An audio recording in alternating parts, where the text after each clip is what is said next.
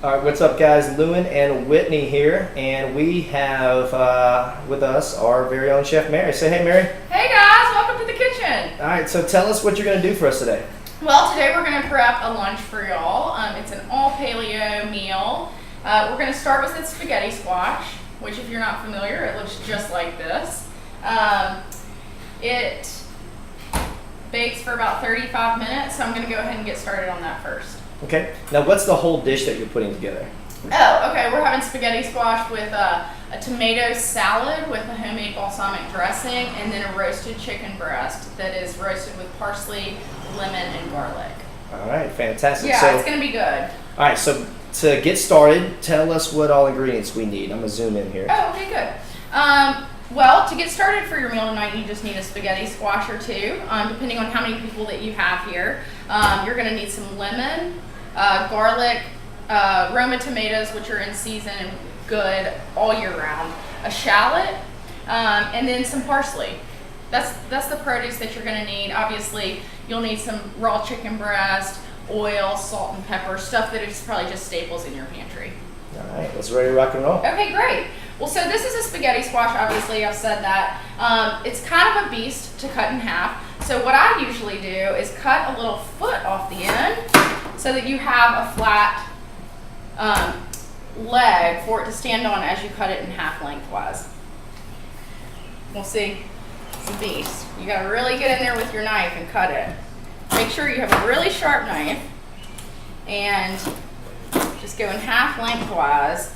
And this is what it's going to look like. It kind of resembles a melon at this point. Now what we're going to do with this is just put it on a sheet pan with a little olive oil.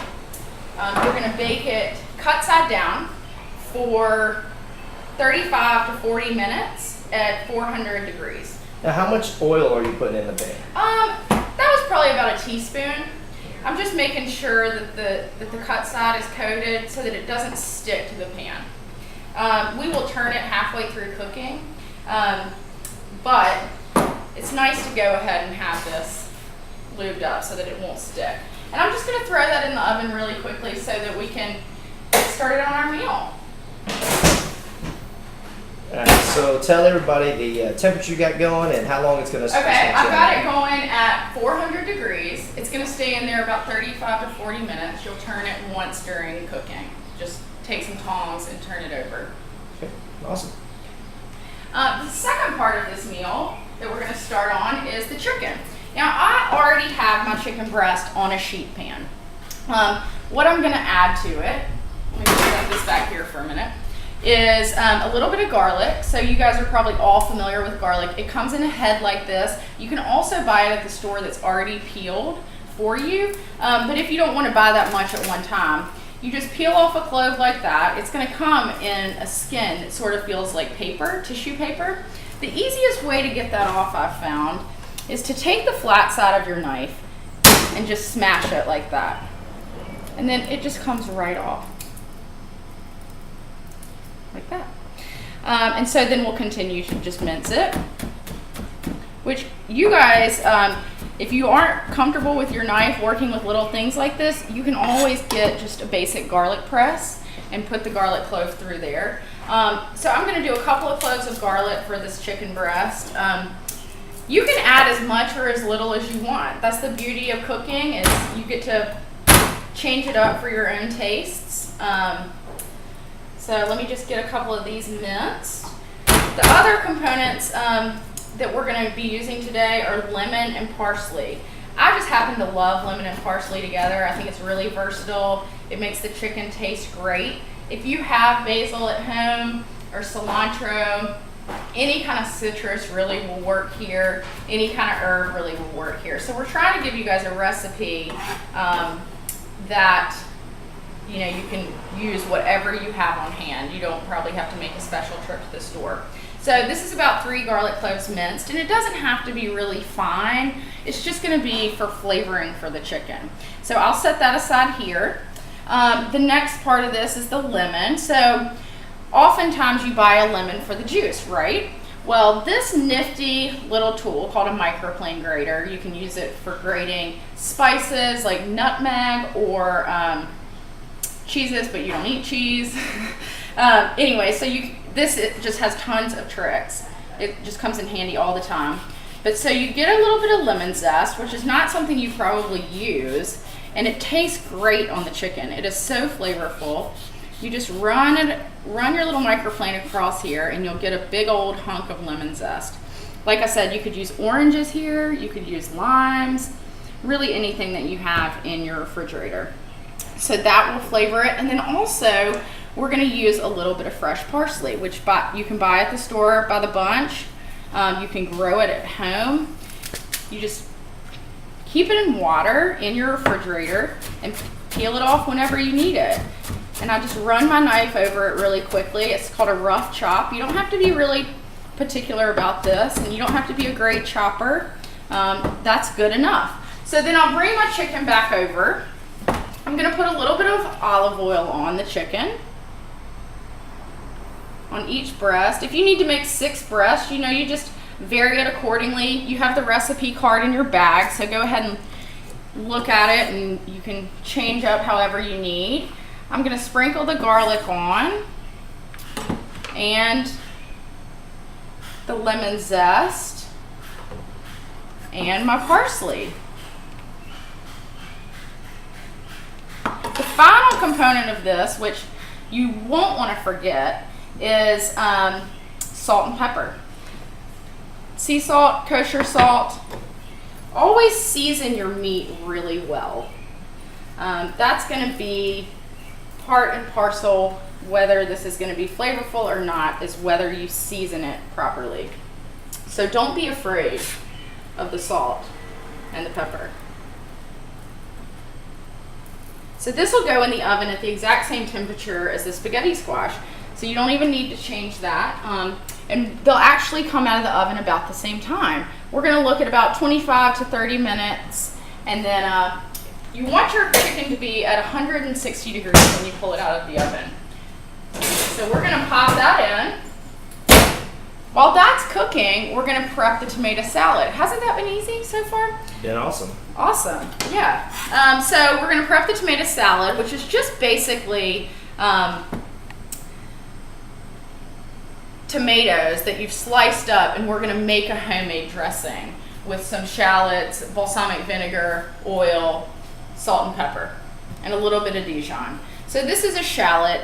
It's part of the onion family. It's gonna come actually in a papery skin. It's gonna have like a little bit of a brown paper skin, but it's a onion, and it's a little bit milder than a white onion or a red onion. So that's why we can have it raw in dressings.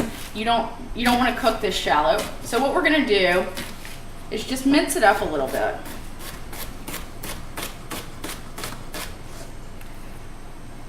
So that's what it looks like. We're just gonna mince it up. It doesn't have to be really fine. You just don't want to have a huge bite. We're gonna put that in our bowl, and I'll tilt the bowl so that Lewin can see what we're doing here. Yeah. Okay, what I'm gonna add to this is a little bit of Dijon mustard. That's what's gonna help the dressing hold together. It's called an emulsifier. We're gonna actually at this point add our vinegar. A couple of tablespoons of vinegar. A couple of tablespoons of olive oil. Stir with a whisk. And see how that just comes together really nicely? The last part of this is that you want to season it really well. So again, we're going to do some salt and pepper. Give it one last stir. And this is going to come together and accent our tomatoes really nicely. Now in the summer, especially in Alabama, this is a great time to get heirloom tomatoes. But like I said, plum tomatoes you can get pretty much year round, and they're always flavorful. So what we're going to do is just slice some plum tomatoes. You could even use cherry tomatoes. And just throw it in the dressing and let it kind of sit there and marinate while your stuff's in the oven. Your family's gonna love this meal. It's just really quick, it's light, it's great for summer, it's versatile. I like thick tomato slices, so you can make it however your family likes it. This would actually be paired great with a green as well. If you wanted to throw in a little bit of spinach or arugula or some mixed baby greens, if you had that on hand, that would be great. Now, Mary, these are Roma tomatoes. They are. Slightly smaller than what you'll see as a regular garden vine ripe tomato. Exactly. How many of those would you have them use per serving, per person? I think for a family of 4, you need a pound. So that's about a quarter pound per person. But sometimes during the summer months, 1 tomato is a pound, if you get those big heirloom varieties. And that really will feed a family of 4, particularly if you mix it up with the greens as well. Yeah, that's a good question, though. So we're chopping away the tomatoes. We are. The spaghetti squash is in the oven, doing its thing. And then looks like you already got the dressing prepped. And I've got the dressing made. what else is next? Well, the salad just needs to stay just tossed in the dressing, and it's just going to sit there while the rest of the ingredients come together, while the rest of the meal comes together. It's almost like a marinated tomato salad. So that's that, and we've got about 16 minutes left on this chicken and spaghetti squash. So come on back, go enjoy your lecture, and then come on back and see how it's going to come together at the end.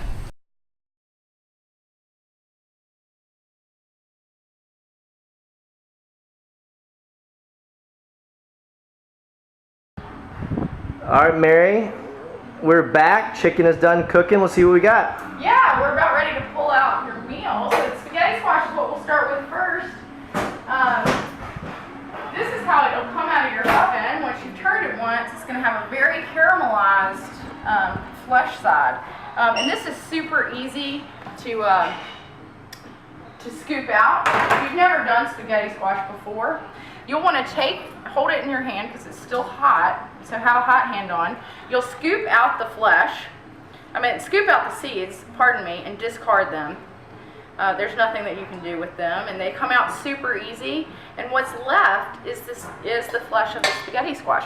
And if you'll see here, Lewin and Whitney, it just scrapes really easily into pasta-like ribbons, which is why I love to use it for paleo. You can make some of your favorite pasta dishes paleo by using a squash like this, and it just comes apart so easily, and it tastes great with a sauce or with a grilled chicken, as we've done today, or tomato sauce or Alfredo sauce. So you just hold it like that, scoop out all the flesh. You don't want to miss any of it. And like I said, you can make 2 or 3 of these depending on the size of your family. I think a large one, as we've done today, will feed a family of 4. So you just scoop out both of the halves, again, taking out the seeds and discarding them, and then stringing the rest of the squash onto your platter. So this is great for you spaghetti lovers out there that don't know what to do with your meat sauce and how do I replace my noodles. Exactly. They call this for spaghetti squash, as you can see, for a reason. It's just stringing out. And it was super easy to prepare. You didn't really have to do anything. You just throw it in the oven. Isn't that beautiful? Awesome. Yeah, and so along with that, we've got your chicken that's marinated in, or that was roasted with the parsley and the lemon and the garlic. We've got those breasts that are coming out for us now. And this is a substantial meal for your family. You can just plate up the breast just like that. Nice. And top it with your tomato salad, or you can serve your tomato salad on the side with greens. Didn't that turn out beautifully? It looks awesome. Your family's going to just love this. It's so flavorful. It came together really quickly.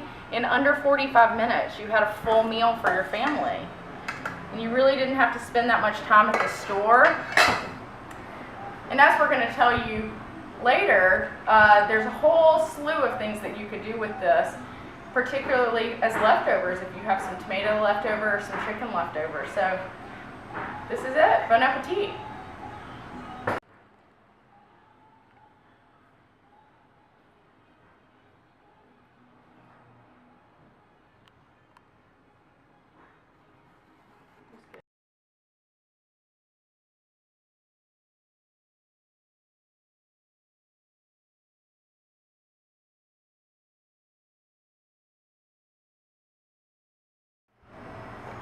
Record.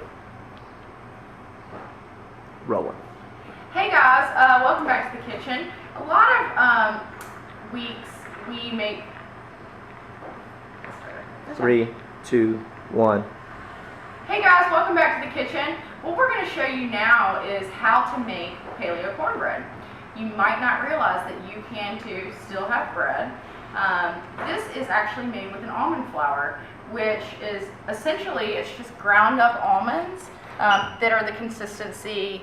It's got a fine texture that you can use as you would regular flour, except it's got all of the healthy fats that nuts have and none of the gluten. So what's in here already is 2 cups of almond flour and 3/4 of a cup of olive oil. Our other liquid is going to be eggs. We're going to use a little bit of baking powder, teaspoon, and then half a teaspoon of kosher salt. And then I'm going to add the eggs at the very end. It'll come together really quickly, and then it bakes for 18 minutes at 350. This is a bread that we keep on hand in the kitchen pretty much all the time. We snack on it. We use it for breakfast sandwiches, for the meal plan. We use it for sandwiches throughout the week. It's really versatile. You can kind of flavor it however you want. If you want to add a little bit of black pepper or some fresh herbs, any kind of dried herbs that might be good as seasoning, like such as fennel seed, if you were doing a little bit of an Italian sandwich. It comes together really quickly and it bakes really quickly. So I have actually found at my house that this has become the bread of choice instead of regular bread. We don't even buy bread anymore. Now this is awesome, especially for those people who just can't give up that bread. They can't figure out, they always have a meal that has some sort of cornbread with it, or people are always asking about burgers. This is a great way to do a really healthy version of the burger and putting this in between their bread. Could they not use that, Mary? Yeah, you absolutely could use that as a burger bun. Yeah. This just spreads out just like cornbread. It's going to bake up pretty tall, and then you can cut it into squares or cut it into rounds, however you choose, and really use it for whatever. We're going to throw this in the oven at 350. This is just a little 8x8 baking dish, but it fits in a round dish as well, so it's a really versatile bread. Now, did you have to oil that pan up before you threw it in? I did. I've got a little bit of oil in the bottom of it just so it doesn't stick. There you go. So we'll throw this in for about 18 minutes there, and when it comes out, it'll be beautiful.